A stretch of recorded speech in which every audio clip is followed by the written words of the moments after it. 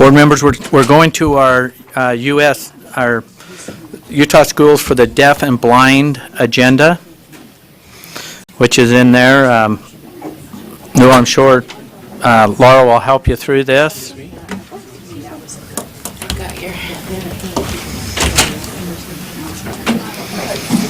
Here's, well, I'm going to give you this one.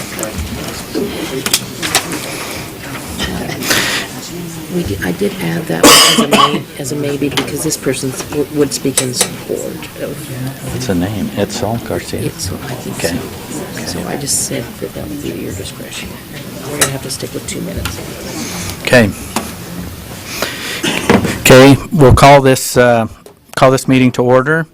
The first item on our agenda is I'm seeking a motion to approve the minutes of the January 9th, 2019 meeting.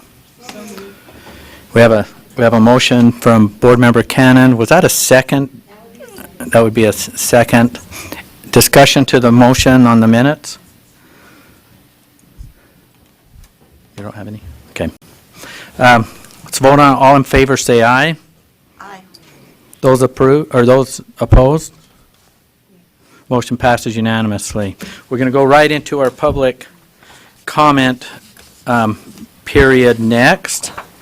So we're going to accommodate those folks right here on the end. Brian, can I get you to turn on their mic, please?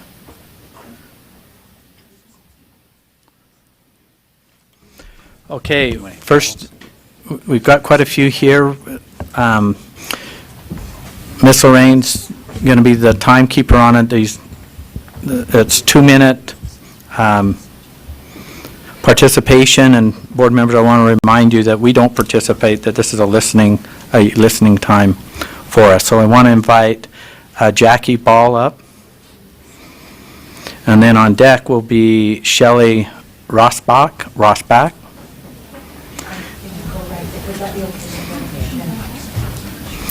Okay. Hello, board members. My name is Jackie Ball. Thank you. And I am here again to follow up with you on a few issues that we've raised concerning Schools for the Deaf. As you go into the presentation today, I have accessed the Schools for the Deaf's presentation online and kind of put together a point-by-point either rebuttal, affirmation, or some supporting documentation for our assertions. So I'll pass that around to you. You can follow along with their presentation with what I've printed out for you.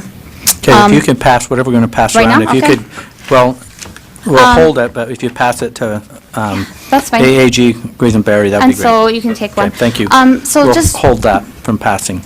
real briefly, I want to say that there's been a few concerning developments since we spoke to you. You know that 3 prominent audiologists wrote you a letter saying that they do not agree, refuting USDB's current practice of implementing bimodal, bilingual communication in PIP. And they wrote a very well-worded letter with a lot of citations. And then there were questions raised at the advisory council about their credentials. And so Dr. Cashpitt and other audiologists wanted me to give you a copy of their curriculum vitae. Dr. Cashpitt's curriculum vitae is 10 pages long. This guy is extremely well-informed to talk about deaf education issues, along with the other curriculum vitae that I've attached here. And there's only one, so you can look at it or pass it around. USDB attempted to contact Primary Children's to speak to them, the CEO, about this letter that their audiologist had written. Primary Children's refuses this meeting and supports the letter that their audiologist put out. Kim Nide recently wrote to you saying that she believes it was an attempt at retaliation from USDB. So that's an interesting development. Also, after we raised issues about the staff, fearing retaliation for reporting to you, Schools for the Deaf passed around a conflict of interest form, asking teachers to, they had to sign it and then certify that they would report all concerns to their immediate supervisors, Michelle Tanner, and Joel Coleman, before reporting to you. So again, I feel like there's a need for some independent evaluation of what's going on at USDB, including anonymous teacher reporting, and evaluation of the program. So thank you. Thank you. Next is Shelley Rossbach with Jody Katz on deck.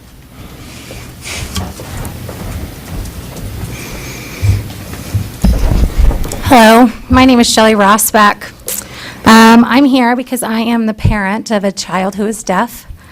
My son was born as a micro-preemie, and because of his being so little and some insurance indications, we were not able to implant him until he was age 2. So for 2 years, we did not have access to spoken language with him, so we opted to do sign language. Once my son was implanted, we were given a lot of advice, and there were some scare tactics used by audiologists and other people including the former superintendent, telling us that if we just continued to sign with our son, he would not learn how to speak. But we felt very strongly that our son needed this ASL foundation because he had finally started to communicate with us over those 2 years of not having any sort of hearing implant at all. So we decided to go in the ASL program because we did not have a choice at that time to go to both modalities. Back when we were in there, when my son was younger, we were forced to choose either LSL or ASL. So the option of having to do both modalities was not an option for us, and that was one that we dearly, dearly wanted. So my husband and I instead educated ourselves, and we fought for our child, and we worked hard to make sure he had what he needed. And luckily, the ASL program was very good to us. So we were able to get him into school, and he was able to learn. My son is 9 now. He has cochlear implants bilaterally. He listens and hears at a dB level of 15. He speaks, he signs, he is bilingual, and he is able to participate in any environment that he's in, either hearing or in ASL environments, and he is thriving because the school has been so good at working with him in both modalities. They will talk to him, they will sign to him, whatever he chooses. Please, please, I'm begging you, we did not have that option when he was younger. He's thriving now, but please do not take this away from other parents. I believe in parent choice, and I do not understand why people are advocating to take away choices for kids like my son who needed both modalities. Thank you.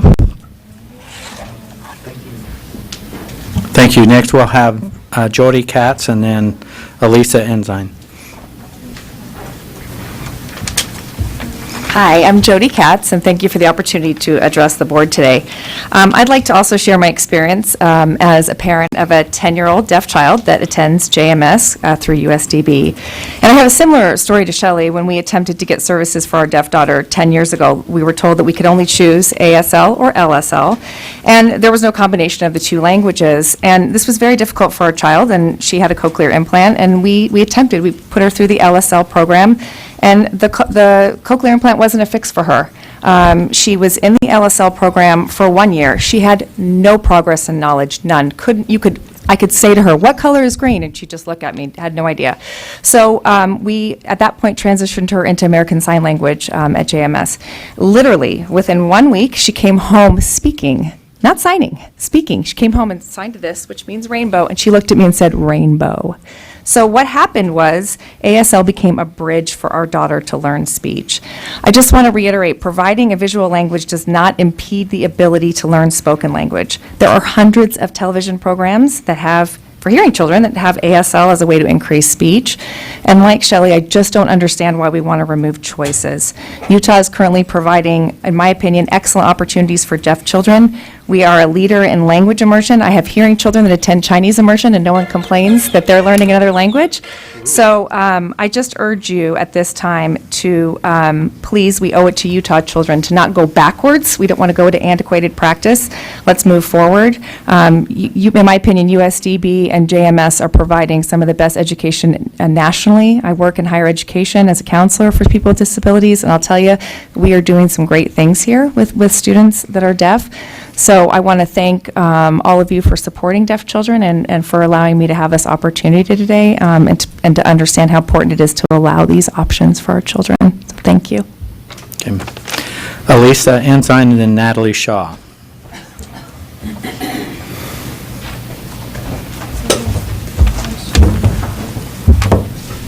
Good afternoon, Board. I'm Elisa Ensign. I'm also a parent of a deaf child. She is 7, she attends JMS, and I support USDB and their bimodal program. When Kelsey was born, at 5 weeks old, she was identified with her deafness. We immediately reached out to the school for the deaf for early intervention because we knew early intervention would be crucial to her. The parent-infant program presented many options. For me, I had an option for listening and spoken English solely, or American Sign Language and listening and spoken English. As parents, my husband and I, we knew we couldn't decide what option she needed at that moment when she's 5 weeks old. So we chose to follow with every option and provide her with every tool that she could have an opportunity to be involved with. We started immediately using American Sign Language in our home. When she was 6 months old, she had 10 signs already. By a year old, she was well above the average language use of any peer her age. 12 months old, she received bilateral cochlear implants, and we worked extensively with the listening program, with listening therapy and speech therapy, multiple audiology appointments. There was a day when she was probably 2.5, and I was at the school receiving listening therapy, and an audiologist came up to me and she said, "How many words does Kelsey say now?" And my heart dropped when I realized listening was not working for my child. That tool that I wanted to provide for speech and listening was not an option for her. Her brain did not recognize sound, she did not speak, and that was not an option. How grateful I was in that moment that we had used every tool for her. She is now thriving in 2nd grade, reading at grade level, enjoying all subjects, loves math. She's also not afraid to interact with hearing peers. We go to a restaurant and her drink's out, she goes and refills it by herself. She has no fear. She's not limited in her options or her friends because of her use of American Sign Language. That is what has encouraged her. So my plea to the board is please keep every option available for children. You cannot know what option they need when they're 5 weeks old, or maybe 5 years old, or even 10 years old. And if we, every deaf child will benefit from keeping every tool in the toolbox. Thank you. Natalie Shaw, and then Michelle Draper.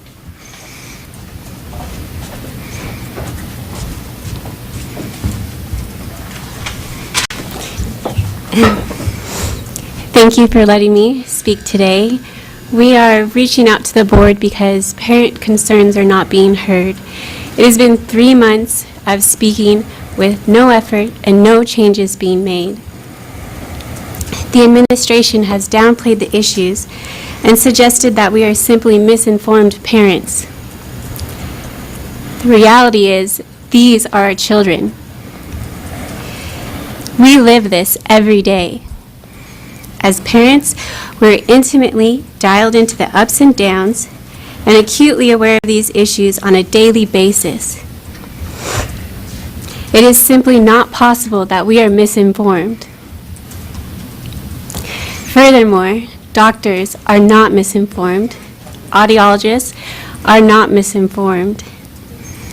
It is outrageously arrogant to dismiss the concerns of medical professionals.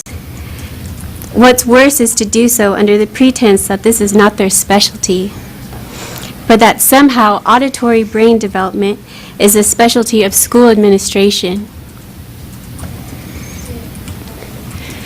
To those who use ASL, I appreciate your experiences. I value ASL, and I do not want it to go away. But I think it's important to realize that the experiences of LSL families are just as human as yours. There are families not being given full information and feel that their child has been harmed because of this. I think it's so very important, now more than ever, that we don't let this dissolve into a battle between modalities. This is an opportunity to unite and raise our voices together as parents of deaf children. We all want the very best for them. In order to provide the best, parents deserve an unbiased experience in PIP and the school so that they can make informed decisions for their children. Please investigate USDB. Please survey the teachers and outside agencies that work with the school. Thank you. Thank you. Next, we'll have Michelle Draper.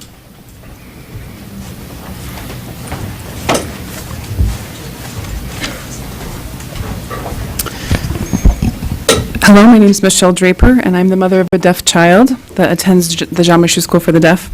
I support these parents that are advocating for their children, and I also support USDB, their practices of administration. My son was born with a birth defect called microtia atresia. He has no outer ears on both sides, but internally his eardrum and cochlea function. With the use of a bone-anchored hearing aid, it vibrates, and so he can hear through bone conduction like you and I do. He speaks and he talks. I'm also a sign language interpreter, and I had been an interpreter for 9 years when my son was born. Being an interpreter does not qualify you to be the mother of a deaf child. It helps, but doesn't qualify you for it. Because of such great influence, and from what I'd seen from the community, every deaf person learned to speak first, and then learned sign language later because speaking wasn't helpful for them. Through all of their experiences, that was my crystal ball as a mother to go, I know what I need to do for my son, and to have him use ASL. It was an easy decision. My husband doesn't know sign language, my other children don't know sign language, and they still don't. They're striving. We chose to have Cameron attend the deaf school. Similar to what you've heard, we had to choose LSL and ASL provided both ASL and speech. Sign language was the only way to guarantee that he would have complete access. He's reading above grade level, he's in 2nd grade, and he's excelling in all subjects. He has an IEP goal related to his speech, which is appropriate for his age level. He wants to be an engineer or pilot. I tell you this because he's thriving. He's just not surviving. He's been able to achieve all of this because of his language access and his access to peers and access to his education. In preparing for this statement, to give myself the benefit of the doubt, I asked him, I said, do you wish you would have never learned sign language? And his response, I'm happy that I sign, and I'm happy that I can hear and I can talk. When I asked him why, he said, because my friends can sign and my family talks. He recognized the importance of relationships, which is what brings us together under language. He asked me why I asked him that question, and I told him that there were some parents who don't want their children to learn sign language. He gave me a puzzled look and said one word, weird. I also find it odd that we are discussing about removing essential items such as language from the learning environment, especially during the critical period of 0 to 5 years of age. Let's take this advocacy and use it to provide more access, not less. I support USDB, their practices, and administration. Thank you very much. Thank you. This concludes our public comment portion. Board Member Hansen's asked to be excused. We'll see you maybe a little later. Thank you. So next on our agenda, board members, is item 4 under information, our monthly budget report, and we have Carl Lempe here to go over that. Are you bringing any of this up, or are we going to follow the? Just follow the handouts. Okay. Good afternoon, Mr. Chair, Madam Vice Chair, board members. It's a pleasure to be here. Our financial report is for the 6 months ending December 31st. We had received inflows, revenues, and transfers of $16 million. Our expenditures were $17.4 million. So similar to our report last month where our expenses exceeded our revenues, it just comes down to a timing. You may recall we had received a $4 million transfer at the beginning of January. Most of that, $3 million of that, was for transportation cost reimbursement, and $800,000 were educator salary adjustments. So when we come next month, we will have revenues and inflows that exceed our expenditures. In addition, we've got a number of students that we're serving right now. As of the end of December 31st, we have 1,799 students.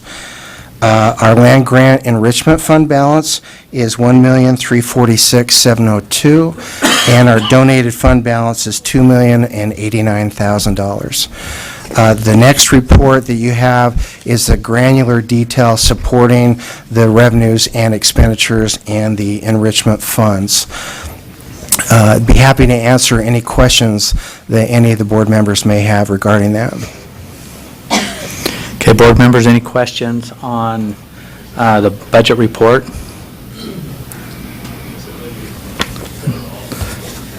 Well, let's just give them a minute here, right? And see if something pops up. Okay?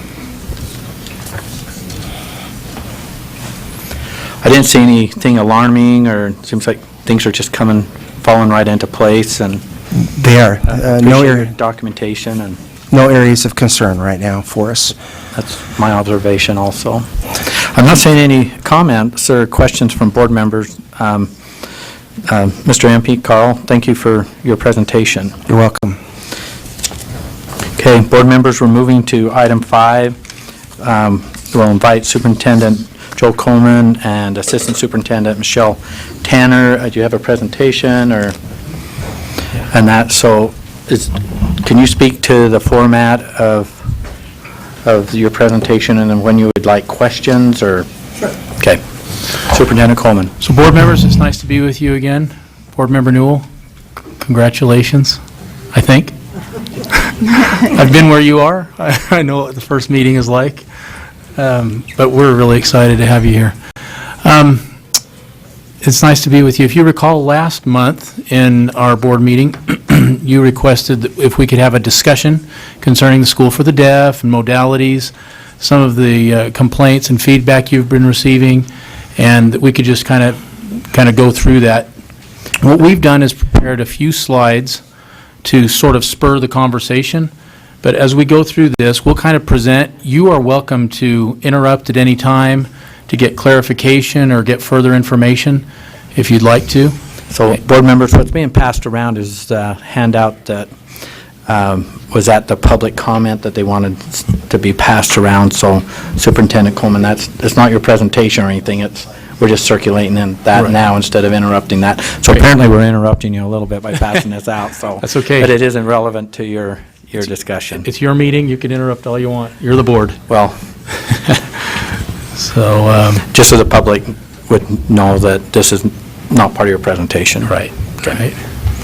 Okay, so Superintendent Tanner is broadcasting the Do you want to introduce Superintendent Tanner? Oh, that's a good idea. Because we have Sitting- some people in the audience, and Board Member Newell might not be familiar. Yes. So for your benefit, the way we're structured is, I'm the superintendent who's hired by you, and then reporting directly to me, we have one associate superintendent over the School for the Deaf and one superintendent over the School for the Blind, Carolyn Lassiter. And Michelle Tanner is directly across from me. She's the superintendent for the Utah School for the Deaf. It's got a great history. The School for the Deaf was established 14 years before we even had statehood. And in fact, historically, this ongoing dialogue between what's called oralism, or now listening and spoken language, and using sign language has a robust history that predates even the establishment of the United States. And so what I thought I'd do just real quickly is if you could go to the next slide, just start with a real basic foundation so we're all working off the same page, and define things. What you've heard called listening and spoken language, or also the tradition of oralism, this is a quote taken, a definition taken right off the website of Hearing First and the A.G. Bell Foundation, which are the organizations that support this approach. And so one thing I can't stand is having slides. You get a slide and then someone reads it to you. But I think today, we don't have many slides, but it's important to have that done to some extent, just so we all are very clear on the definitions. So those who take an oral approach, this is what happens. The primary goal of listening and spoken language approach is to teach children to rely on their residual hearing as they learn to speak. LSL professionals capitalize on hearing technology, such as hearing aids and cochlear implants, to help children access sounds and spoken language. And then it has, in the second paragraph, you may hear these other terms applied to that, oral deaf education, auditory oral, etc. Okay? The ASL English bilingual bicultural approach, the primary goal of that approach is for students to become dynamic bilinguals. Dynamic bilingualism refers to one's ability to have access to and use ASL and English for different purposes, and to adjust to multilingual, multimodal communication interactions in all settings. And so ASL, some people don't understand, it's not just a bunch of gestures. It's a very rich, robust language that you get language credit in school for it, and it's legit. It's really its own thing. And so this approach does not dismiss English at all. English is taught very heavily, reading and writing and even speech with our ASL English program, but it's not listening and speech only with English. So do you have any questions on the definitions as we move forward? I'm not seeing any. Okay. Now let's talk about the positions of these two groups. And what I did when I wrote these, I'm not an expert in either. I'm just a guy that you hired from outside, actually, and I depend on Superintendent Tanner, her directors, and our teachers, our educators, to be the experts in this. So what I did is I wrote what I think we do, and then sent it to all of them and said, correct this, come in and look at it, and we got great feedback from others just to make sure every single word was accurate from our perspective at the Utah School for the Deaf. So both groups actually agree on a couple of things. We agree that language acquisition is very critical during the first 5 years for a child. Children that do not acquire language during that time are crippled for the rest of their lives and in communication and everything. Now, what exactly language acquisition means differs slightly from group to group, and we'll show you that. Both groups believe technology is important. People who use sign language do not push back against cochlear implants or hearing aids. There was a time, actually, when I couldn't say that, but that time is kind of behind us. And because kids want it all today, and parents generally like their kids to have as many options as possible. And they both actually believe that spoken language is important, although some kids can't develop that, but they believe it's important if it can happen. So here are the official positions essentially between the two groups we're talking about. LSL proponents advocate no exposure to sign language during the critical language years because it inhibits the development of spoken language, and the child can always learn sign language later if an LSL approach fails. That's their position. So in bold, I've kind of summarized that by saying spoken language acquisition and auditory development in the brain is what matters most. That's their focus. Our LSL professionals work with children from age 0 up through about first or second grade. Those students who are successful with that mainstream with their peers generally and continue in school in their local school districts.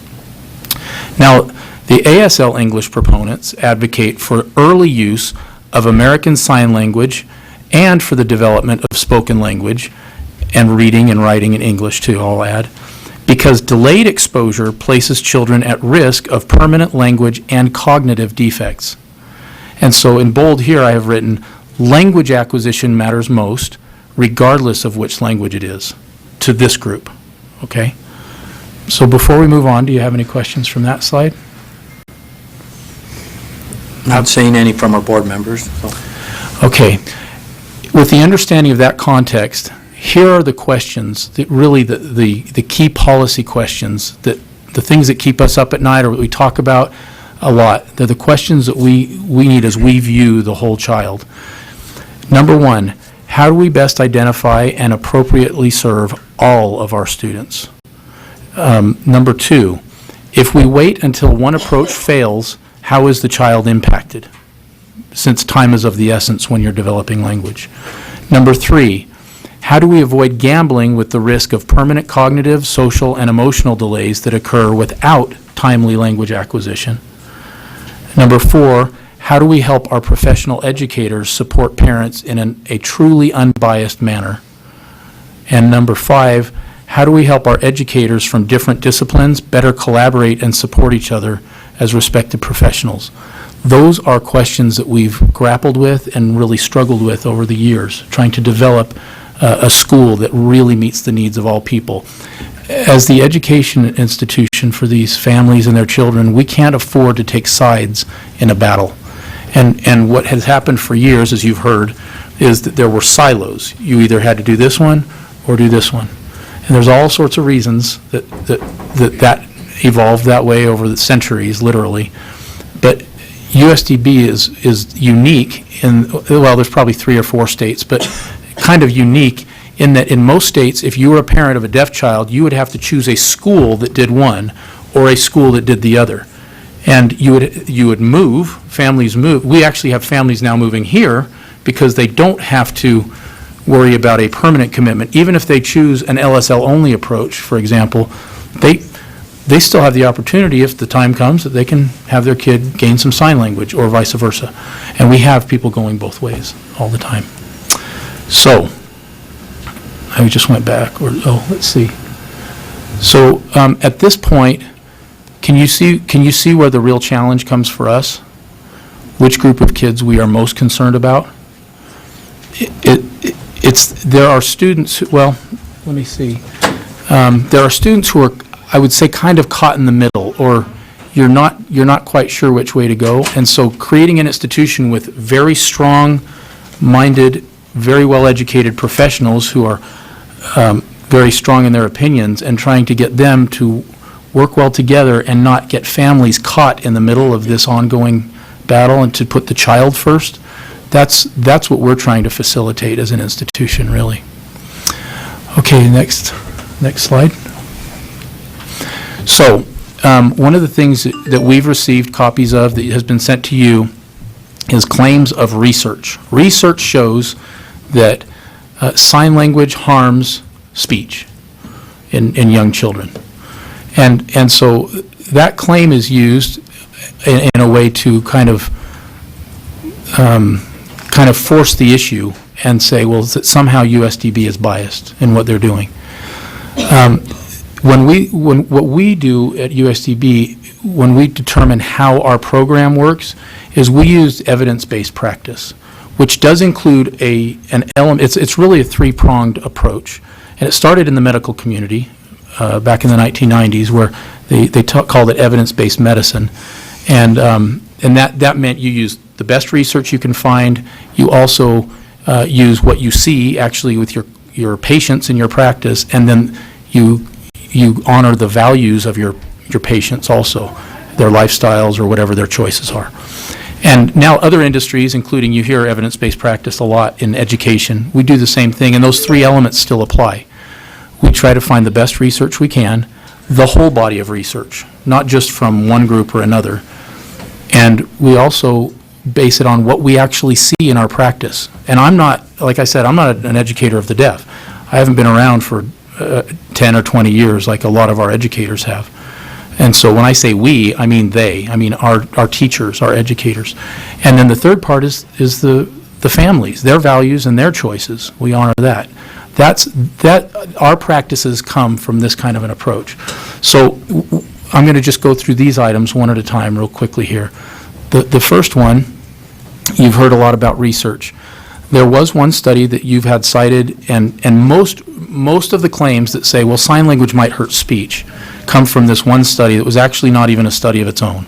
It was a compilation of data from 5 different studies that were not actually all focused on this issue in particular, and they defined sign language in other ways, and the conclusion that came from that was, oh, look, sign language hurts speech.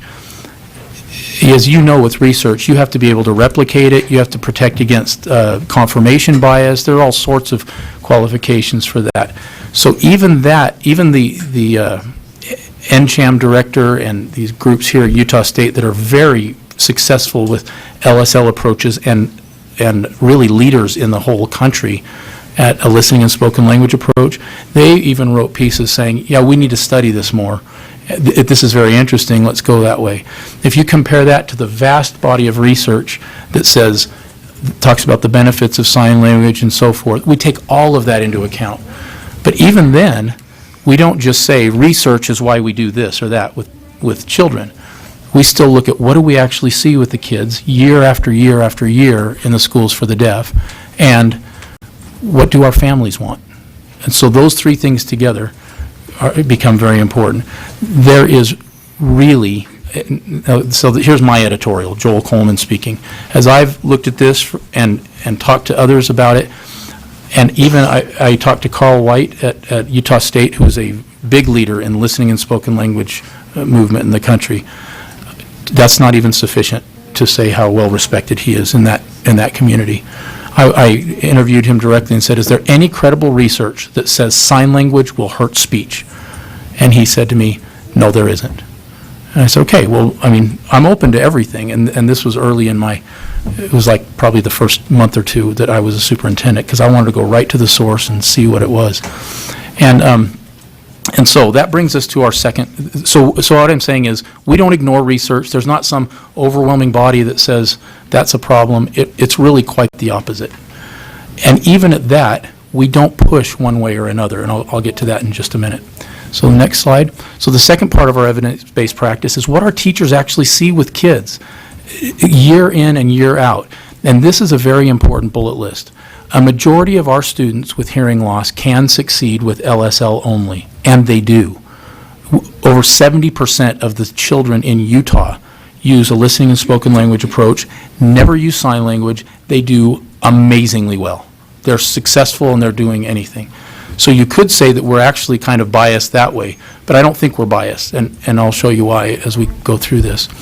Some children cannot, even with the best therapy and technology, they cannot develop listening and spoken language skills. They require American Sign Language.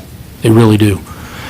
Even those who have cochlear implants and are screened and their medical professionals say that they are candidates for that surgery, only 79% of those, by their own data from the A.G. Bell website, only 79% of students with cochlear implants have success. So there's still a significant number of children that have to have that. Delaying ASL access can cause irreparable harm to the students who actually need it. And early exposure to ASL provides tremendous benefits with virtually no risk. And I'm saying that in light of what we see with our students. We've never had students come back and say, dang it, you did sign language only and that has messed up my life. But we do have some, in fact, quite a number that come back the other way and say, I didn't have that, and now look at what has happened to me.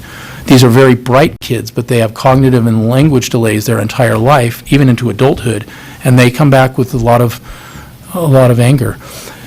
We also see that parents often experience intense pressure to avoid American Sign Language from outside sources. And we see that professionals can cause confusion by advising outside of their areas of expertise.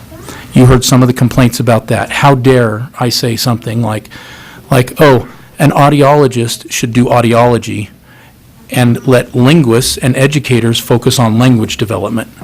I still believe that that's true. And our audiologists at USDB do not tell parents, well, you know, here's sign language over, they're trained to do audiology, and they do an amazing job. And even those who are our detractors now, who are writing letters to you, are amazing audiologists. They are great at that.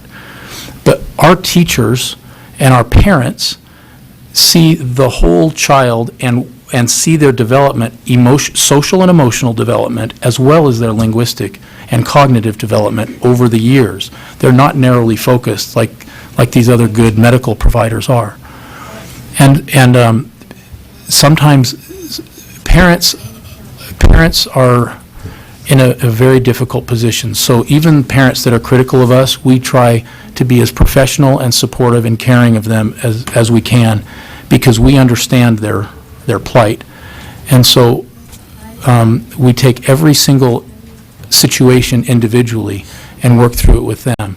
Where we have problems is when people come in saying, well, actually, I had a good experience, or I've been able to switch, but someone else is being abused, or your teachers aren't happy, or this. And we can't kind of wrap our arms around those sorts of instances very well unless we talk to the individual and say, what do you need? That's the best way that we can approach this.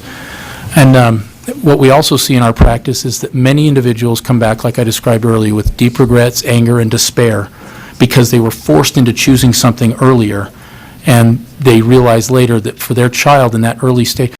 In fact, we had one parent tell us recently who was had a child here 40 years ago, and she said, oh, in fact, she was on our accreditation team that just visited recently, and she said, oh, you know what?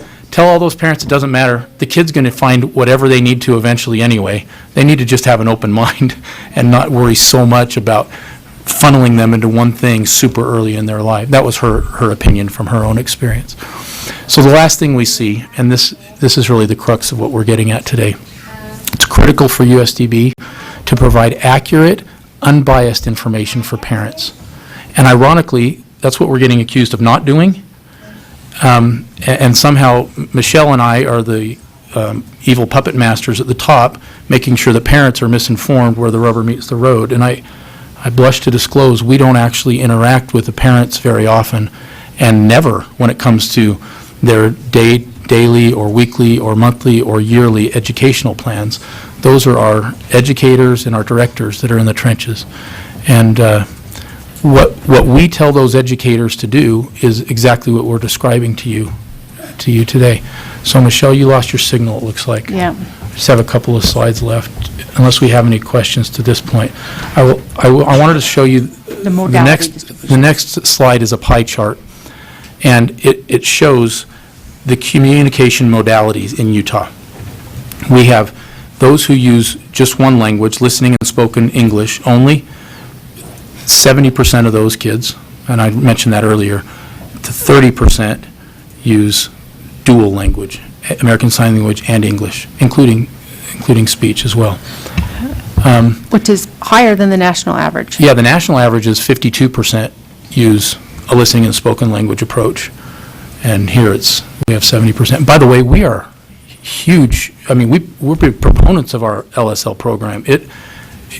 I won't spend time going into it, but it creates miracles in the lives of those families whose children can succeed that way.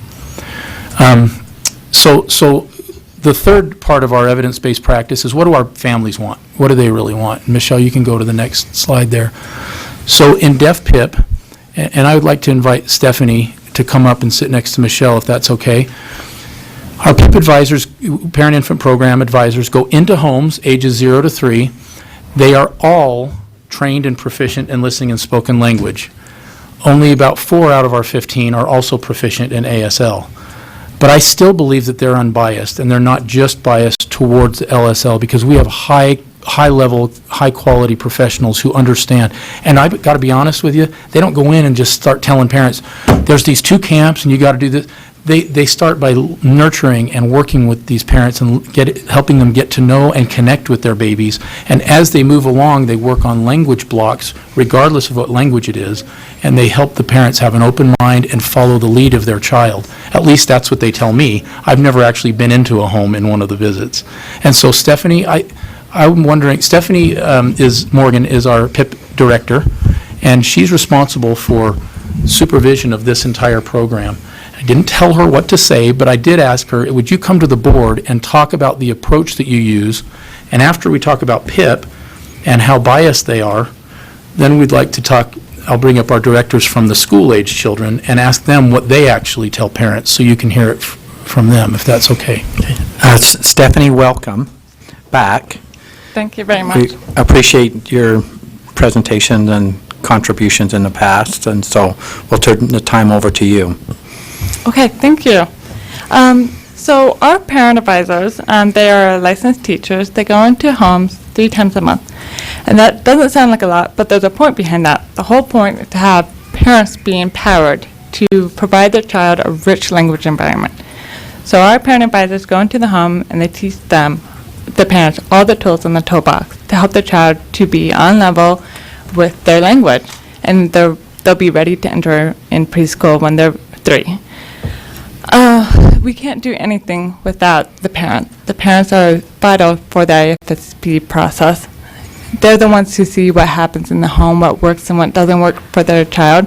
And they're also the ones that say, hey, I need more support with this, or this isn't working, can we do something else? I have a letter from my parent advisor who wanted to explain what we do in everyday life. She wanted to explain that our Sky High curriculum is what we do. The Sky High curriculum has lessons that teach and support the use of listening devices, hearing aids, Baha, and cochlear implants, play development, Grieving Literacy Foundation, Children That Are Deaf Plus, Infant Toddler Developmental Milestone, Communication Methodologies, Equal Respect to All, Deaf Education Terminology, Language Literacy Speech Listening Assessments, emphasis on the importance of family providing language access in the child's natural environment. Language is assessed every 3 to 6 months to ensure developmental milestones are being met. If not, we open a discussion with the parents about what we can add or change to the way we are providing language, such as more hearing aid, cochlear implant wear time. Are they being programmed correctly? More songs, story time, add sign language, deaf mentor services, add extra listening time services, implement additional language strategies. I have found that most parents are very open to adapting strategies as needed to help their child's language grow. I have seen all the combination of methodologies succeed. Having said that, it is critical that we meet the parents where they are. Some are simply not ready for the information due to stress, work, grief, financial concerns, housing, needs of other children, medical issues, and forth. These situations require patience, respect, and support before they are ready to learn and apply lessons from a curriculum. This is very important to consider when looking at the language outcomes of some of our children. Too often the PIP program is criticized without understanding the background of some of the families that we serve. So as I started this year, I had the opportunity to evaluate all my staff. I'm very impressed with them. They're very knowledgeable in their field. And I see that they try to do what fits the family and the child's needs. They want the child to succeed. We don't want the family to come back and say, I wish I knew that, or I wish we tried this. We want them to be successful in life. And a lot of these parent advisors develop a strong connection with these families, and they want them to succeed.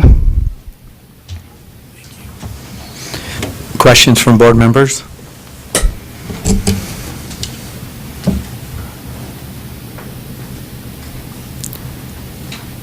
Board Member Davis? Oh, just a question. Is there written material that goes with the Sky High curriculum? Like, do the parents get access to written material along the way? So they do not have an actual physical or internet access to Sky High curriculum, but we do have a follow-up that we write from what the lesson had. We also have handouts from the curriculum. Do you have a follow-up? I do. I'm just wondering, you had mentioned that all of these options are kind of presented in a non-biased way. I was just wondering, you said at least that's what they tell me. I haven't been to the meetings, but I'm wondering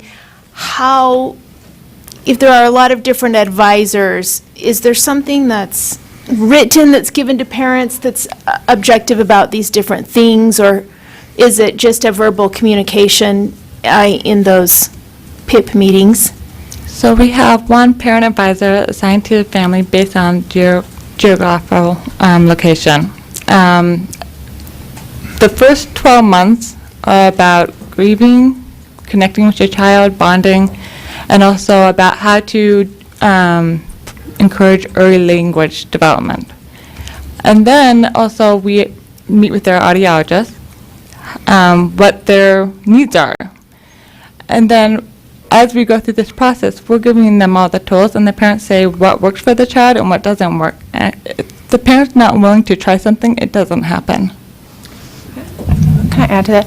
We do have policy and procedures in which we expect our educators, our PIP advisors, to adhere to when they go in. So we have a set expectations that state that they're to be unbiased and they're to present all the options, and to, so we have that formalized. If you're curious looking at, we can share that with you. Okay. Thank you. Thanks, Chair. Any other questions from board members? Board Member Scott Hansen?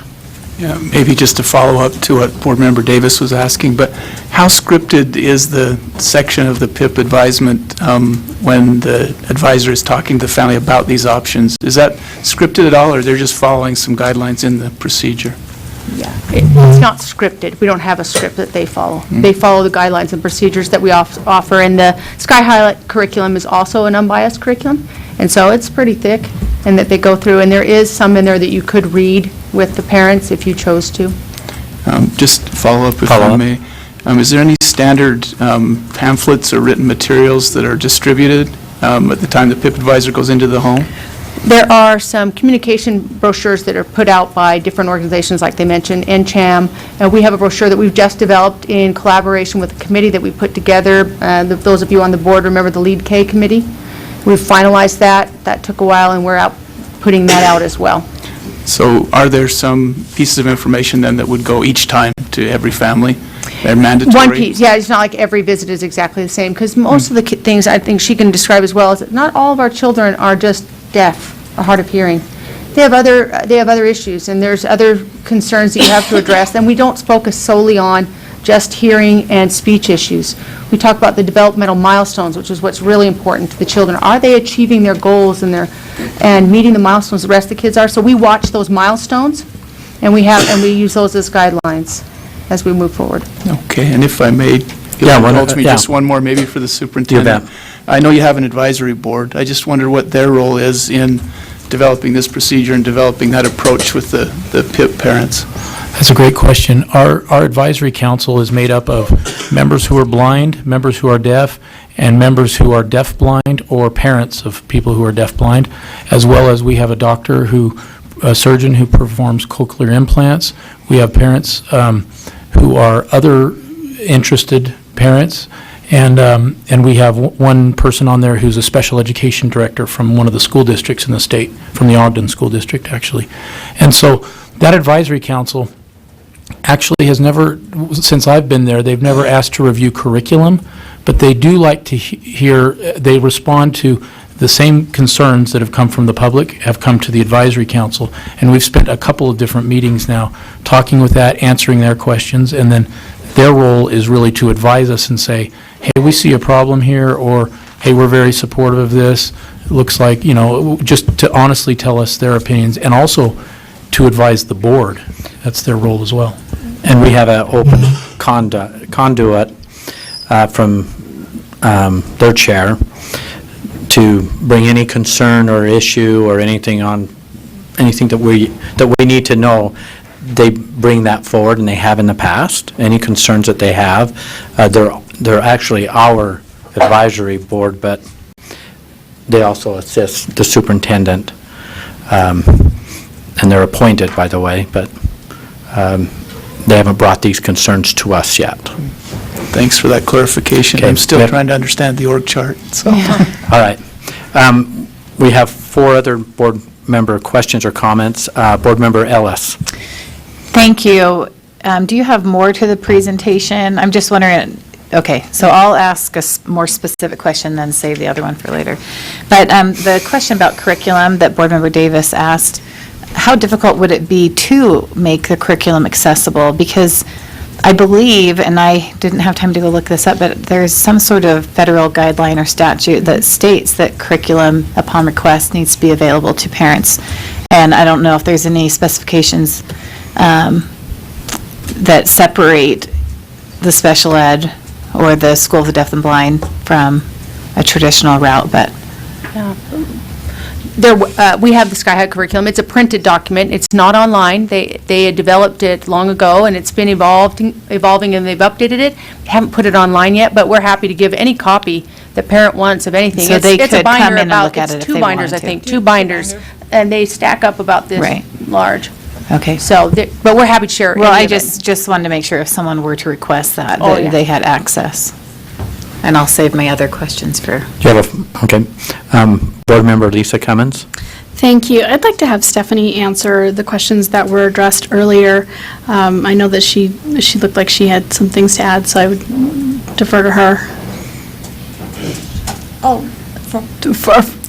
When it came to Board Member Davis's ask about, what do you present to the parents? Do you have brochures? What is your typical visit like? So it's actually divided into several contents. You have the first 12 months, early interactions, routines, methodologies, amplification. I can't remember all of them. And that's just off the top of my head. It's divided by different areas, and as we're assessing if we see a need for a child, we go to that area in the curriculum. Does that help to explain it better? Okay, if I may, Chair. Yeah, follow up. Follow up.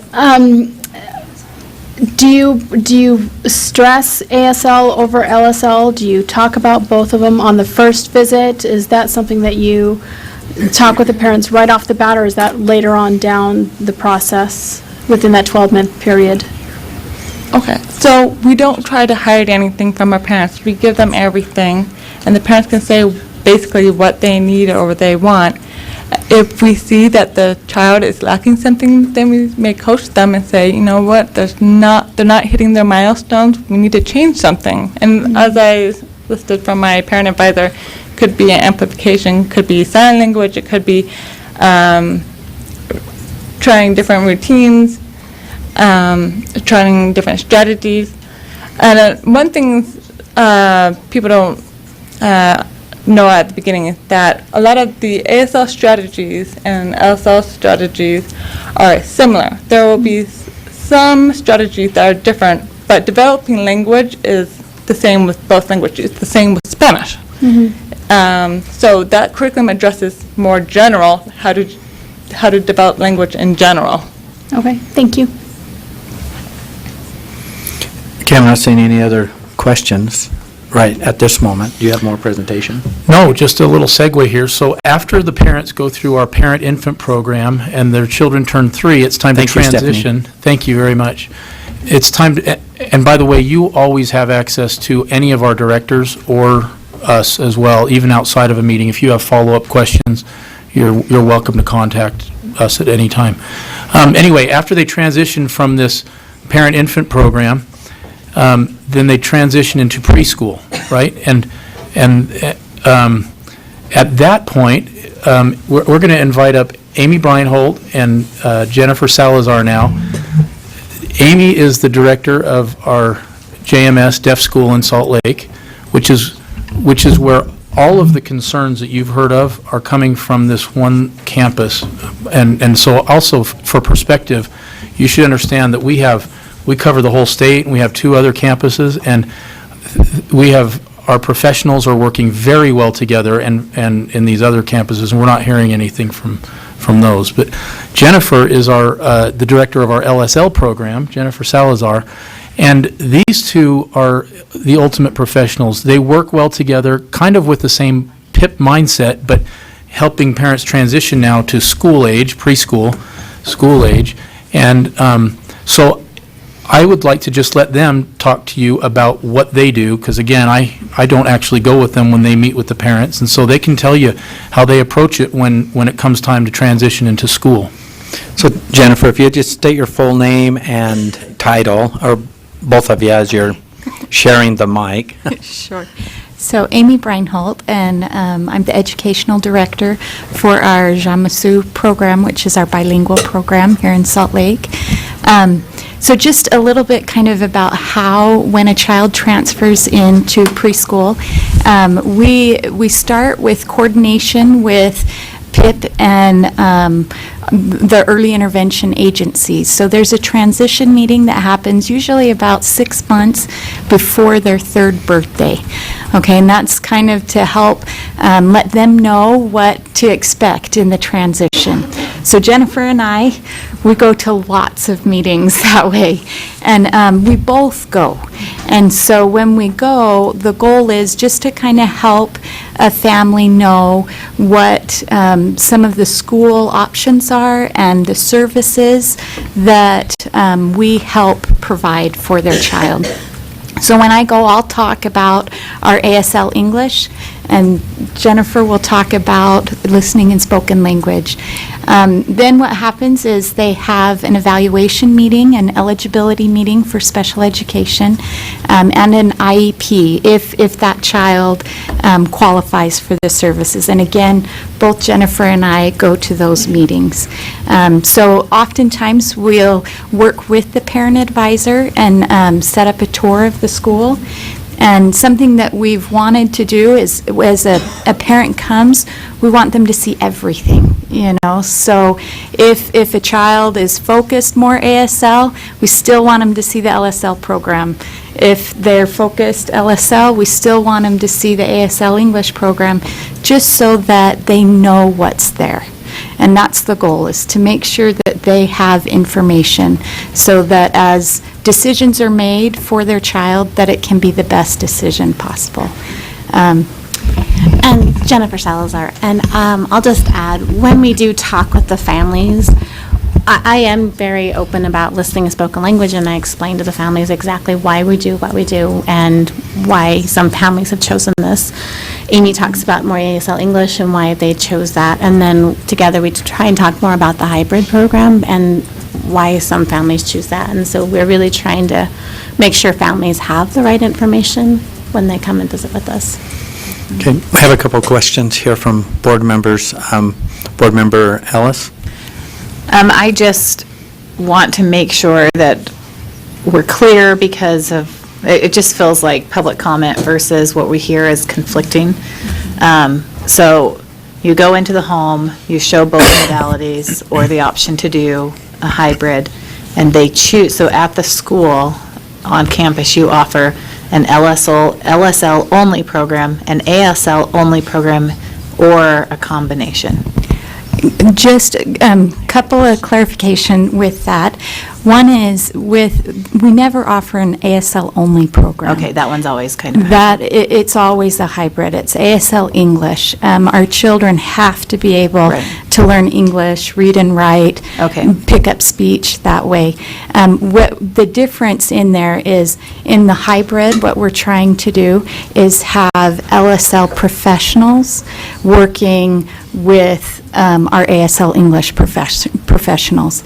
So what we've done, and it's kind of a work in progress, as we, again, look at what is working for the students, but we've set up, we have an LSL teacher, we have an ASL English teacher, and because we're working with LSL, my ASL English teacher is focusing primarily using American Sign Language.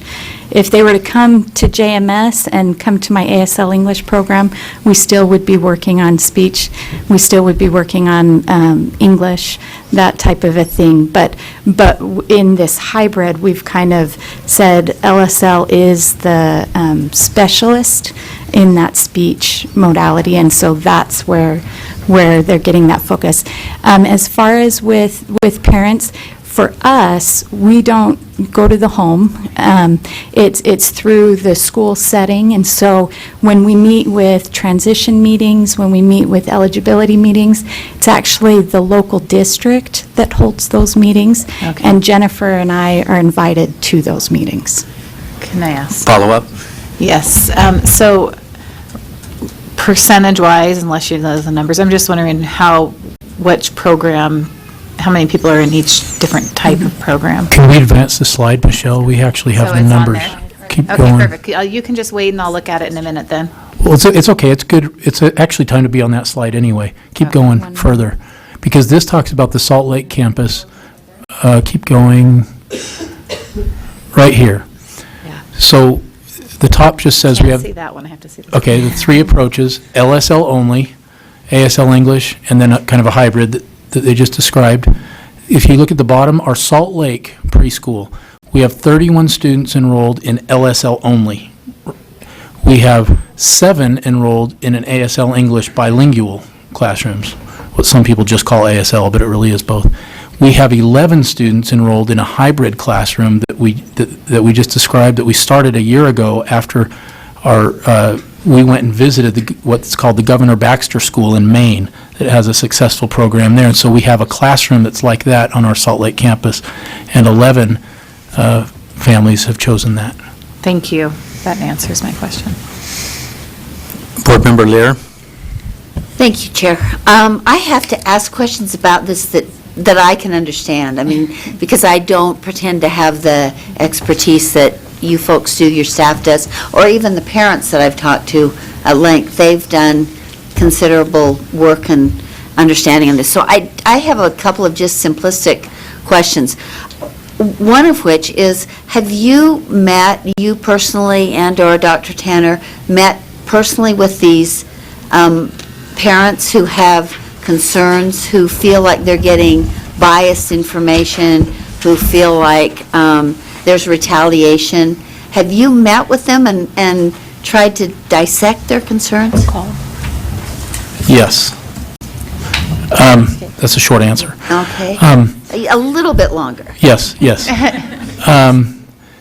Well, I'll let you, I actually have not, but yes, we have, and I'll let you describe what we've done. A lot of what we got was secondhand, someone who said, well, this was okay for me, but I'm hearing this, or I know that this is happening. And so you're welcome to share your experience. Yeah, Michelle. I met with the initial complaints that you've got. I met with the family for an hour and a half and spoke to them at length. And then as far as the things that were in the binder, we take those very seriously. So we went through and found the parents that are actually in our programs that we have, and I instructed Jennifer to reach out and find out what it is we were doing that could be upsetting, and how, and I'm assuming she's still working on that, but unless you have something you would like to report. Well, the families are happy in their placements. They're listening spoken language. Their biggest concern is they just want to make sure the 0 to 3 families have the right information. And so I couldn't hear you, Jennifer. from what I gather from my families that I've talked to, their biggest concern is just making sure that the families understand they have options and choices, and they just want to make sure that that's clear. So they're happy with their school placement. They don't want anything changed, but they're more concerned about the kids that are going in now. Can I just follow up? Follow up. So it'd be your comment to us today that there's no retaliation that you know of at all toward employees, toward parents, toward anybody? That is correct. That is correct. We can talk details, but there is absolutely zero retaliation that has gone on. In fact, as we work through this process, and people have been resistant, the approach has been to dangle a carrot. We have worked to provide, like there was some time where I needed them to get together during contract time, and they weren't really thrilled about meeting together. And so we offered some like little breakfast snacks so they could get together and have some food, because I was hoping that would make it so more pleasurable for them to meet together and to look eye to eye with one another and say, you know what, I offer something different than you do, and it's awesome. Isn't it wonderful that you have this great skill and I have this great skill, and we can work together to create a better environment for the students? So we've been doing incentives. Can I Not share even negative one thing? Amy arranged for her generous brother to donate money to the school, and so that they could take the LSL teachers and the ASL English teachers together, and they went and had a spa treatment day together. I mean, we're trying to do all of this because there is a long institutional history of challenges between the two groups. And what gives us most of the heartburn is we just don't think our professionals have to help the parents not be subject to that battle with all that they're dealing with. They shouldn't be used as human shields to advocate for one thing or another and to keep these old challenges alive. And so these ladies have done a tremendous job at trying to help that professional development. The professionals work together collaboratively. Well, and some of the things that we've done, if I can add, sorry, Superintendent, we've tried to set up with our teachers who are doing a little bit more of that working together. We tried to set up weekly, and so we'll meet weekly, and we spend half an hour. Then Jennifer helps to share some LSL strategies and things so that my teachers can be learning from them, and then our ASL specialist comes in and has been teaching some ASL to our teachers there so they could learn a little bit from us. And that idea is just to be able to understand each other better and to respect each other and what we're doing, in that everybody has a skill and a way to support these children, and that's why we're working here. Just one more 30 seconds worth of conclusion. Go ahead. Our challenges as board members, and I'm speaking for 2 or 3 of us, is that you folks sound very cooperative with parents and very reasonable. And talking to the parents, they sound very reasonable and very concerned and very earnest and very informed. And so we're just trying to figure out as board members where the truth lies and if we can be helpful, because we don't want a culture of retaliation, but we also want a culture of parent choice. That's what makes it hard for us. So thank you very much for your very open responses, and we'll keep, at least I can speak for myself, I'll keep looking into this. Thank you. We have 4 other questions or comments. But could I interject before we get to that? In a minute, there's a slide where we'll show you some of the controls that we've put into place to ensure that there can't be retaliation or these kinds of problems. And so I think you're on the right track. We're very supportive of where you're going with this. Thank you. The 4 board members that have their lights on, do you want to hear the rest of the presentation, or do you want to have your questions answered now? If your light's on, that means you want to have your question answered now, or you have a comment. So, Board Member Cannon? Well, my heart goes out to you folks, because many years ago, I went to the University of Utah. I have a BA in speech pathology and audiology. I have an MA in speech pathology, and I have a CCC in speech language acquisition. And this was an issue all those years ago, and it was vitriolic, and the people on both sides. The University of Utah was LSL only. I never saw or was offered a class in American Sign Language. So when you say this battle has been going on for forever, I just know where you're coming from. I wanted to ask a question about the slide where it showed that 70% of the people coming to you for services are choosing LSL, and a smaller percentage is choosing ASL.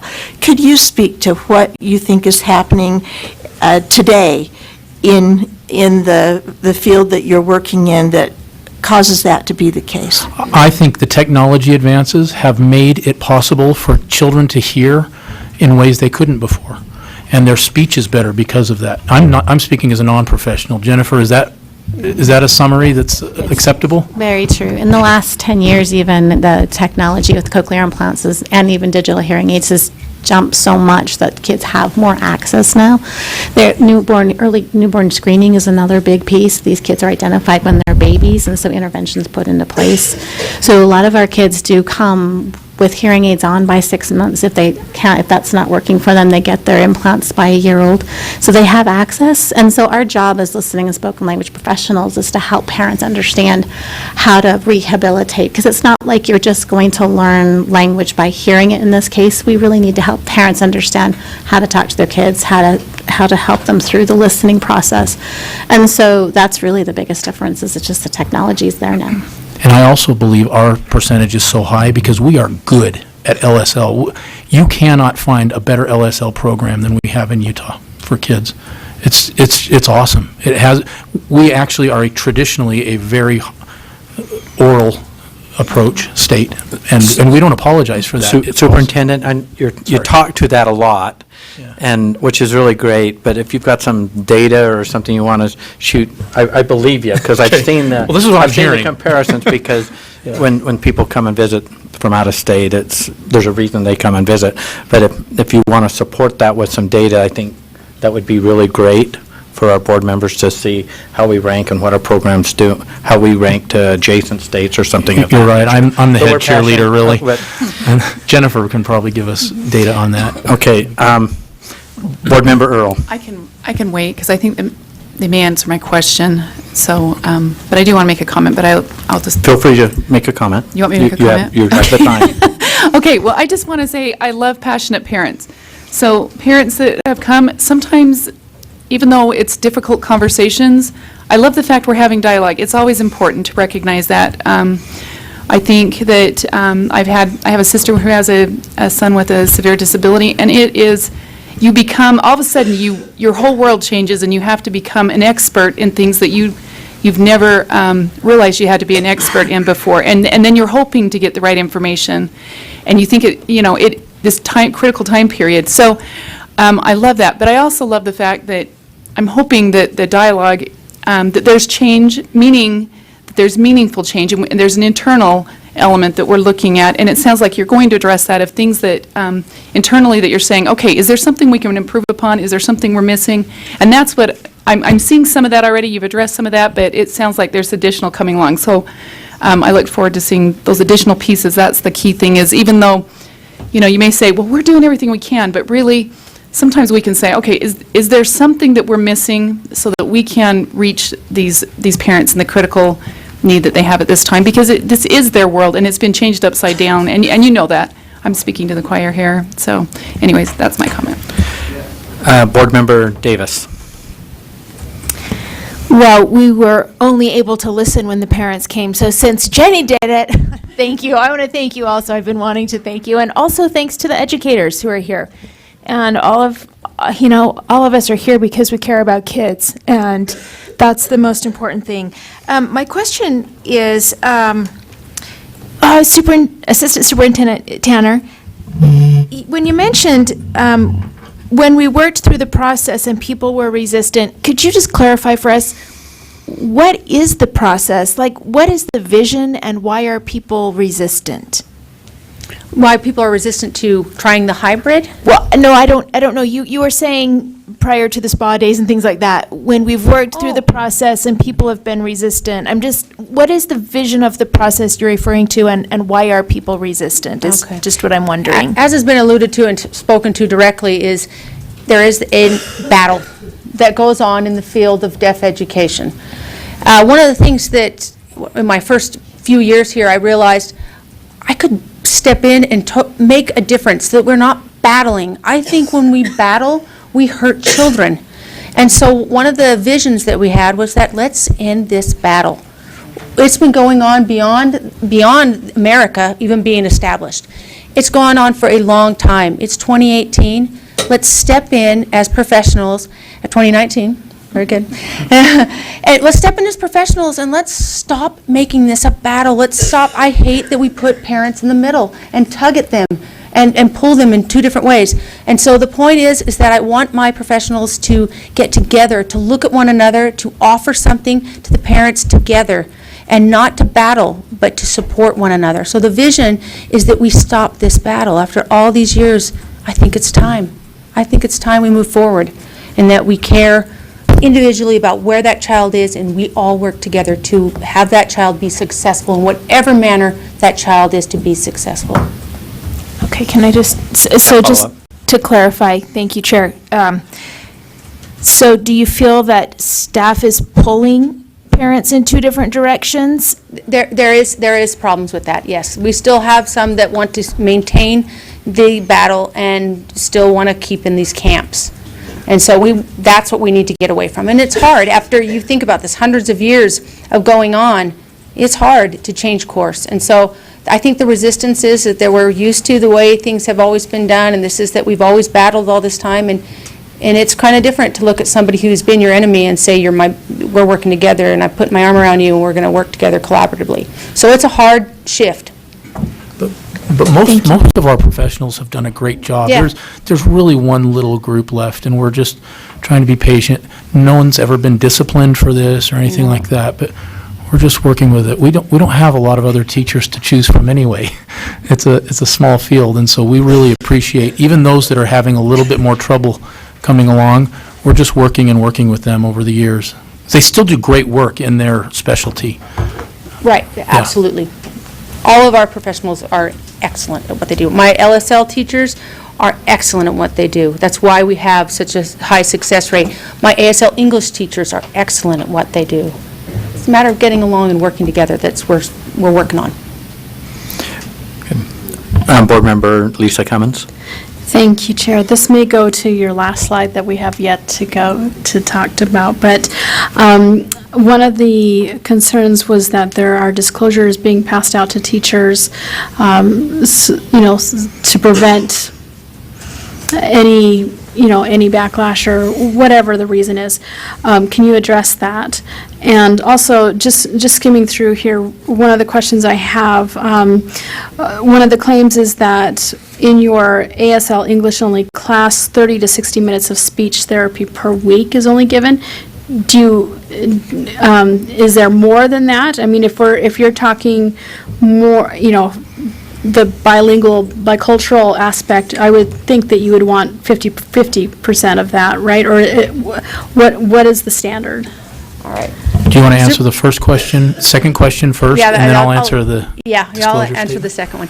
So every one of the minutes that are listed, 30, 60 minutes, are based on the IEP team. So the parents choose how much time they want the speech and how much they want. If they want more, that's when they start entertaining the idea of a hybrid class and working back and forth. Oh. So it's a matter of what the parents have chosen for their IEP, and we just follow that guidance from the SLP, from the LSL professionals, and so it depends on it's not just a standard answer. Okay, thank you. On the disclosure item, that was, I don't know, several months ago. Dave Laycock, who is here in the back, would you raise your hand, Dave? He actually works for you. As you may know, the State Division of Human Resource Management embeds their professionals in our agencies, so Dave doesn't report to me. He's an independent person, which is one of our controls. It's great over concerns about retaliation and so forth. Anyway, Dave came to me several months ago and said, you should probably have all of your employees fill out a conflict of interest disclosure. Every other state agency it's required in DHRM rule for all state employees to do that, and we've never done it at USDB. And so Dave drafted a policy and a form for them to fill out, and we're probably the only employer left in the entire world that doesn't do this anyway. And so I accepted his recommendation, and we put it out there. It was kind of supposed to be a no-brainer. And so then we had some people come back and say, hey, wait, and they were educators, and they said, we're not subject to DHRM rules necessarily. We're subject to our negotiated agreement, and it doesn't say in there that we need to do this. And so we heard their concerns loud and clear, and we explained to them, this is just a human resource thing. It makes sense. It actually it protects the employee. Here's why employees fill out conflicts of interest. We would, as long as there's no bona fide conflict with your job here, it's going to be approved and it's fine. But you just need to disclose if you have if you work for another employer, we want to make sure you're not doing it during your work time here and so forth. So that had nothing to do with retaliating against teachers. It was an agency-wide thing that was recommended to us by DHRM to do. Okay, thank you. Okay, Michelle, we're just about done here. Your questions are really great. Michelle, and in some of the letters that we received, and we haven't received a fraction of what you have, I get a forward once in a while from one of you that says, hey, here's something that is a concern, maybe you want to be aware of it. Several of these said, we are concerned about recent changes at USDB. There have been no recent changes at USDB with any of the things we're talking about. All of this has been done under the authority and with the knowledge and support of the State Board of Education since I came on board, the day I was hired. We talked about personalizing education to every single child, giving parents the full range of choices that they could have, and kind of tearing down the walls between forcing them into decisions too early in their life and allowing their children to have flexibility throughout their educational journey.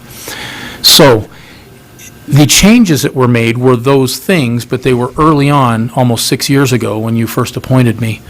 And we literally only made one change, which was to remove the exclusive program restrictions that we've just talked about. That's not new. And we studied everything and looked at where we could do it while still maintaining the integrity of each of our areas of expertise. So our LSL teachers could do, although we're offering to help them learn some remedial signs, we don't require them to know sign language. And we don't require our ASL teachers to be experts in speech-language pathology, for example, or the LSL techniques or approaches. We did also, about a year ago, maybe 2 years ago, we did give specific instructions to our educators. I guess this could qualify as another change. We told them the following things. We said, we want you to speak freely and be the best professional you can in your lane, what you're trained to do. We don't want you to speak about any other group's specialty. I heard the Army does this with social media. They say, if you're a helicopter pilot, tweet about it. Tweet about being a helicopter pilot. If you're a tank mechanic, tweet about that. If you're a tank mechanic, don't talk about the helicopters, and it's kind of the same thing. We also told them to, I can hardly read that. Refrain from it's behind me. To refrain from disparaging the other program that they're not part of. We asked them, really, we can't do that anymore, as it has been done for decades around here. And we asked them to interact in a respectful manner with their other professional colleagues. So if you could call that a change, it shouldn't be with professionals, but we did codify that. And that's the one time Michelle went right in with the teachers and the directors and held the meeting with all of them.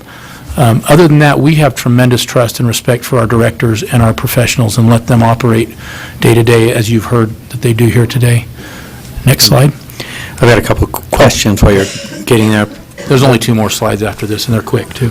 Go, but no, are you sure? Can you wait? Okay, we can Okay. wait. Get through your slide. We're going to run out of time. We still have a couple other issues Okay. before we go into When our it comes to committee. resolving parent concerns, and this is what I alluded to when Board Member Lear said what she said. Number one, we take their concerns very seriously, and we recognize them as the authority of their kids. But we also believe the process is private and individualized. So when we receive these letters that go through all these things, what we do is we narrow it down to that parent and send our employees out and say, please go help resolve their concerns. When they are complaining for other people or telling you that things are happening with other people that are unsubstantiated, we don't, and when they're anonymous especially, we don't have a very effective way of wrapping our arms around that. So in answer to your question about how can we support you as a board and make sure that the parents are being heard and that if you're doing the right thing, that we still support you, the best way, I think, to do that is to look at the controls, the policies, and the approaches that we have and honor that. If a parent has a problem, we should address that.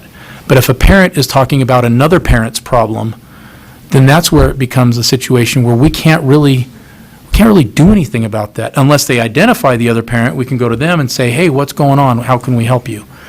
But the accusations, and it becomes very personal.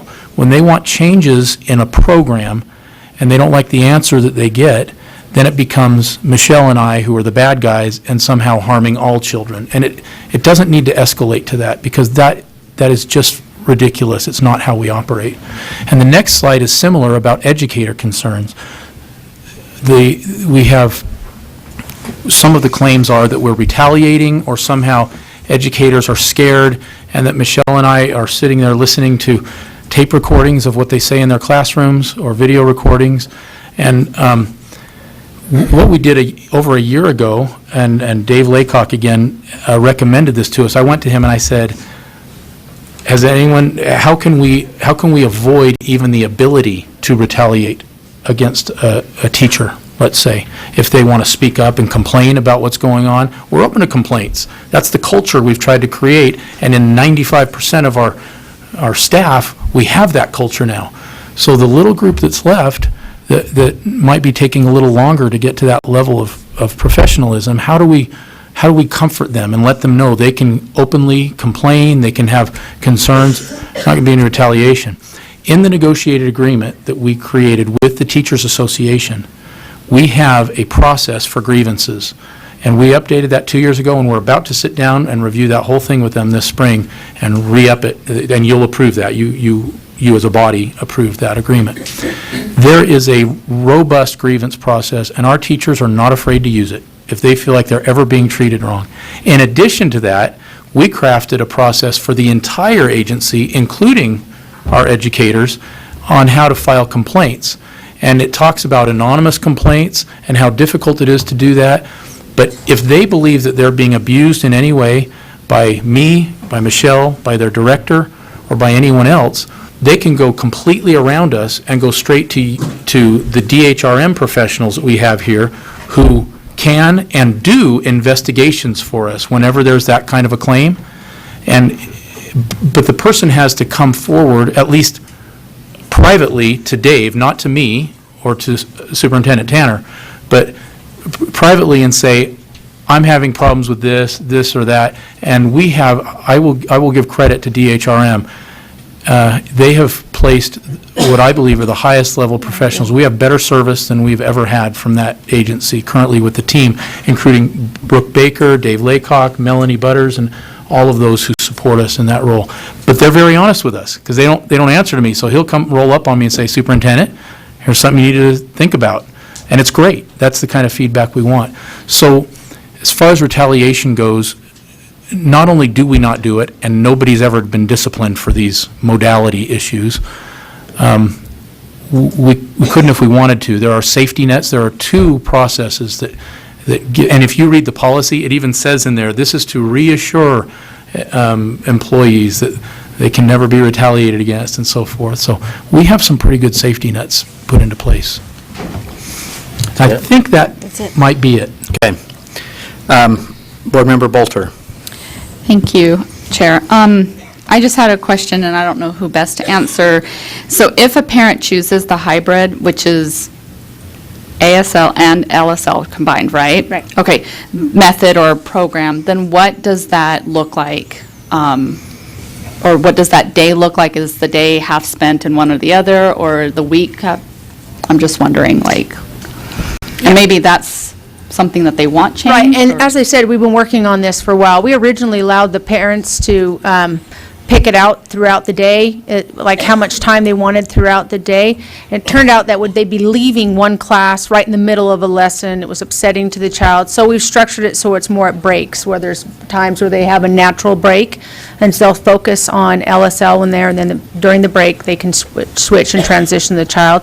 And there are some children who go from week to week, depending on what the parent has decided. It's an IEP team decision. Mm-hmm. Okay. Board Member Belknap. I'm sorry, Joel, but you said it doesn't need to escalate. In a matter of one sentence, I know what these parents want, and so I'm a little bit disappointed that there wasn't a more open discussion with you and these parents, and especially, I can't remember your name, I'm sorry, because you know what they're asking for? They are asking for a piece of paper to be given to the PIP's parents of their options. That's what they would like, not a verbal discussion, a piece of paper that gives their options so they can look at it and see what they want. I mean, it's simple. I mean, Cindy asked the question. So I'm a little bit frustrated about that we have spent hours and hours on this. Am I acknowledging you correctly? Help me. I don't, anyway, no more discussion on that. So thank you for that feedback. It's written in our policies, and I didn't realize we had to produce a separate piece of paper, because what we have is 2 professionals that should be showing them everything we have documented, and I didn't realize they weren't privy to any documentation. I'll make sure to follow through on that.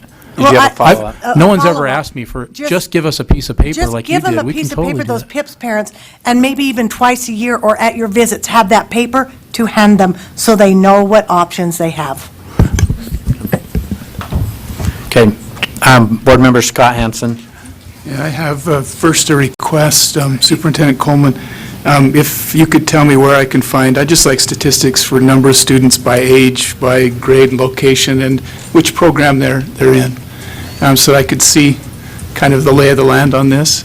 Yeah, we can provide that to you. We have a registrar that has all of that, and we can produce that report for you. I just don't know how to access that other than request it, so if I could have that, please. Yes, and we have that probably for last year in our most recent annual report. We can also get you a current snapshot, for sure. Okay. And then I do have, if this is an appropriate time, Chair, a motion for the board. Is this the right place to introduce that? We don't have any action. We're not taking action right now. No? Okay. But we Well, then I will. will make a request then, that's not a motion. Okay. I would like to see the advisory committee involved in addressing the issue that was raised by Board Member Belknap, and have them come up with a list of talking points that should be covered as a mandatory, not a script, but talking points that should be covered. Also, some standard written materials that present the options in a non-biased way from the advisory committee, and then also a resource guide where the parents could go for information, websites where they could get the most current research, that would just be provided to each parent so that they could do what they want with that. Some parents I know just want someone to hold their hands. Other parents, I think, would dive into that and maybe be able to make a more informed choice. So that would be my request. That's a great idea. Lisa Cummins?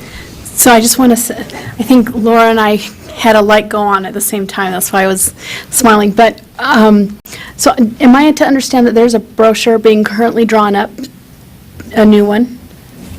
Yes, yes, the Yes. Lead K Committee, which we gathered together of Okay. representatives of parents from both sides Okay. of the perspective, and adults and everybody. We brought in a whole team. We Okay. talked about assessments, and we went through the whole thing, and we produced just a brochure. Now, Right. a brochure is certainly, I'm telling you, not sufficient. So we've got a brochure, and then we have links that link them back to our website that produces these types of documents. Okay. I would like to see, if I could see the draft of that, and maybe take maybe some suggestions.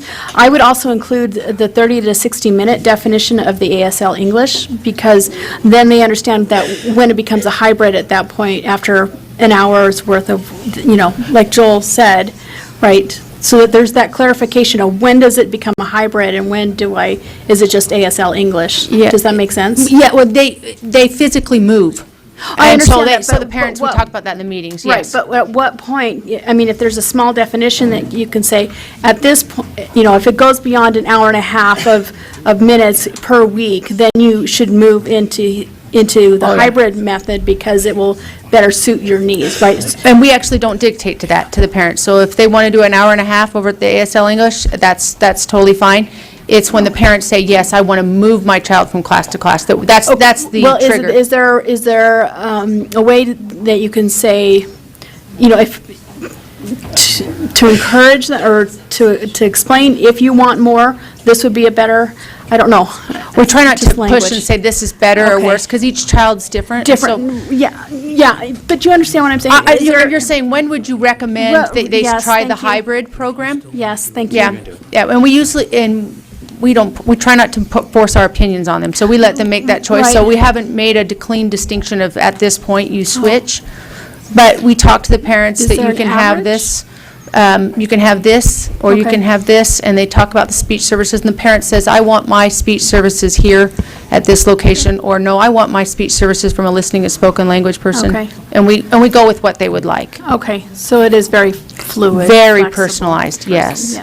Okay, we have myself and one other, but point of clarification here, my understanding for the 4 years I've been on the board, as we've had really, there's the two programs in the hybrid, is it's constantly it's constantly an option and / opportunity.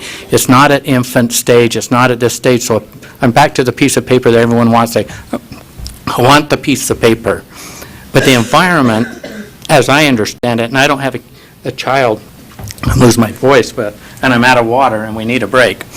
But we've got lots of work to do. My understanding, the environment there with the constant dialogue with parents is they constantly, depending on the development of their child, have these options to opt in and do this and then go back to something. And is that true? Am I missing that? You are exactly accurate. And so a piece of paper that we're talking about that's really important, and I'm not knocking board members for wanting that piece of paper, because I also believe that there is that piece of paper, also a want for a piece of paper, but there's also a want for a whole bunch of other things at the same time. It's just not a piece of paper that's going to resolve this issue. But will a piece of paper hurt or help that evolution of dialogue or that environment of flexibility for parents? Will that piece of paper hurt or help? I think knowledge is always helpful. So the information that sometimes when we talk about ideas with parents, they're at a point that they're really not ready to hear that sometimes. I mean, you'll tell it to them and explain it to them, but they're grieving. They're in a process of grieving right now, and they're not ready to make this decision. So we keep presenting it over and over again, all these, it's so that when they're ready to hear it, it will resonate with them. So we tell them about the So we could listening and spoken constantly- language. We're constantly educating and trying to adapt to meet the family where they are at that moment. Okay, so I'm thinking the piece of paper solution would be something that keeps going before them constantly. Yeah. For clarity, to take the confusion away for that one piece or that one concern. And we'd Well, thank like, you. we'd like them, we'd like it to understand that it's not this piece of paper or this piece of paper. Their child may take from a buffet of options, and they don't have to be forced to one or the other. They can choose to just eat, all the salad or whatever, but they can pick from all different options. Okay, you've answered my question, thank you. Board Member Ellis? Okay, I'm going to advocate that we start our committees on time, so my comment is just 5 seconds. So this piece of paper, brochure, whatever you have it, please just reach out to public, individuals, the board, because it's such a hot topic, just to get input on it. During the drafting. Board Member Scott Nielsen? Yeah, thank you. And I'll be very brief as well. Approximately how many students are at USDB? I should know that, but how many approximately? Like at the schools At for the the school, deaf, yeah. we have about 300. Okay, and that's what I figured. I talked to, so I have just a couple of concerns. I understand administration is difficult, and you cannot please everybody. I understand that. But with 300 students, Joe mentioned earlier, or Superintendent Coleman mentioned earlier that he hadn't heard a few things because they had been talking to you and other people.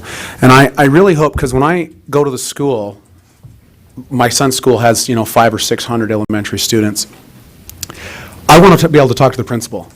So I would just hope that parents, superintendent, would have direct access to you, that if they felt like it, they wouldn't have to talk to anybody else, that they would have direct access to you, because when I go to a school, I don't want to talk to somebody else, and I'm not disparaging with what you do, but I know at my own school, 1,700 students, that there's parents that come in and I say, how can I help you? And I could probably help them with their issue, or with, our assistant principals could as well, and they're like, we want to talk to the person in charge. And so I just want to reiterate that not only that they feel welcomed, that they're like, listen, you don't have to Yeah. agree, No, but no, that they no. have that direct access, because earlier you said, well, I haven't talked to these people. Well, generally, I don't. I spent an hour and 15 minutes with a parent yesterday. So Right, it's and not, you're right, I agree. It's just, I haven't talked to all of them. I'm not making any accusations at all. I think you guys do wonderful work. What I'm asking is that they do have that direct access to the boss. So we can resolve a lot of these issues that come about. So thank you. Okay, I'm not seeing any more. Thank you for I'm sure we're going to have other questions moving forward as this particular topic and issue rolls forward. We'd be anxious on the brochure. We're anxious for something maybe on the written side, and that as we try to navigate parents' concerns as we're moving forward. So thank you for your presentation. There's still more on our agenda. Do you want to give a closing comment? Well, I just wanted to say, we're actually grateful to have this conversation. We don't get to deep dive, and this is the biggest issue, and always has been, and probably always will be, in the school for the deaf. And so we look forward to more, including the recommendations and requests you just gave us. Anything else you think of, you're the board. And if what you saw is not pleasing to you as a board, we have done all of this under the direction of the board from the day I started, and we've gotten to this point of high personalization and so forth. If the board changes, we work for you. So if there's something in our programs you're not okay with, that we admit that we're doing, right, let us know, and we work for you. But thank you very much for your feedback today. Okay, we're going to move to the next, do you have a superintendent's report, or you're pretty well? I do have something. I have brief before we get to the next one. I do. My superintendent's report is mostly concerned about legislative things. We had great support at the legislative committee Monday, and some of you were there, and we were grateful for that. The bill that you all approved, the language, should be numbered next week. I talked to the lawyer, the attorney that's writing it yesterday. The LFA and the Social Services Committee recommended that they look at taking money away from the Schools for the Deaf and Blind donated funds to supply hearing aids for other kids in the Department of Health. So we're pushing back against that. And I just thought I'd let you know, as board members, that's a great concern for us. We don't think our money should go over to the Department of Health, especially in a year with a big surplus. And then we have had some pushback from the blind community. You'll be excited to hear this. It's not just the deaf school. About one of the districts that requested that we take over services. They are afraid that USDB is on a mission to go out and grab all districts that are currently providing their own services, and their teachers of the visually impaired especially do not want to become employees of USDB. So you may hear some of that. I talked to the superintendent from that district where it's originating today, and I actually answered questions in front of the committee, the Public Ed Appropriations Committee, about that, and I'd be happy to share more with you. If you hear any concerns about that, let me know. They're very real concerns for some individuals, but the local districts will still have total control of their students and the choices that are made there. They just now have the option of using USDB people if they want to, instead of just hiring their own. So anyway, that's my report. Okay, thank you. Superintendent. Okay, at this time, we're to item 7. This is we're running out of time, so we're going to move pretty quickly on this. I'm seeking a motion to go into executive session for the purpose of discussing pending or reasonable imminent litigation. So moved. Second? Second. Okay, this is a roll call vote. We will start with Board Member Nielsen. Aye. Aye. Aye.